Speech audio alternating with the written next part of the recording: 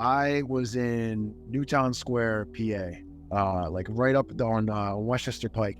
I was driving, I forget what I was driving towards, but I was driving to something. I had a fight coming up and I was cutting weight. I think I was going to do medicals or something. And I have a green light and I'm in the left lane and I start to drive. And as soon as I start to drive, this guy like almost T-bones me running the red light, right? This big plow truck. And so I swerve out of the way. And when I swerve out of the way and I avoid him, I get pissed. I honk my horn and he flips me off. So I go, I flip him off back and I'm like, you pussy, all that stuff. And he like cuts his truck in front of me and cuts me off like to the side of the road where I can't move, but we're blocking rush hour traffic still.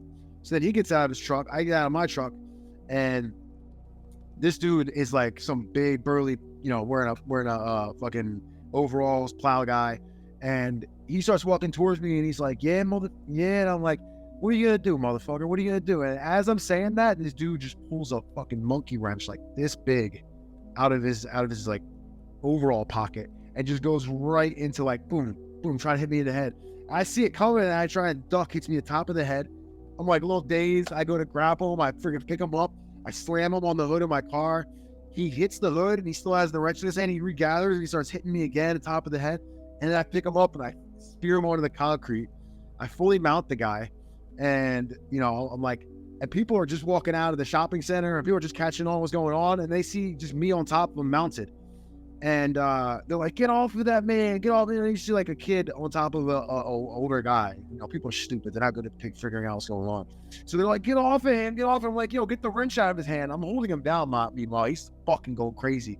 And then I get the wrench out of his hand and he goes to grab it again. And some other bystander comes up, kicks it out of the way because he sees what's going on. He caught on. And after he kicks it away, I had the guy mounted and I'm like, all right, I was about to lay into this guy, but I'm like, there's all these people watching. I was like, I'm not trying to get arrested. Now I beat the shit out of this guy and he makes up some story. So I get up and I'm like, I'm going to call the cops and this guy's getting arrested because he just attacked me with a wrench. I'm like, I can't go and now unload on him. And what am I going to do? What's my only course of action is like, all right, this dude's going to jail. So I go to my car to get the phone and the other people that were there like, are you okay? I saw the wrench. And I'm like, yeah, I'm gonna call the cops. This dude's not going nowhere. And they're like, yeah, he's leaving. I turn around. This dude got up, grabbed the wrench, jumped in his truck and starts peeling off. So they're like, are you okay? I'm like, yeah, I gotta go. I'm chasing this guy. They're like, what? I jump in my car. Now I'm tailing this dude. This guy's going in shoulders and running red lights. And I'm on the phone with the township police, I think. And I was like, I'm following this guy. He attacked me with a wrench. I'm not gonna stop following him until you guys get here. And they're like, sir, we'll have it under control. We need you to pull over. I'm like, nah.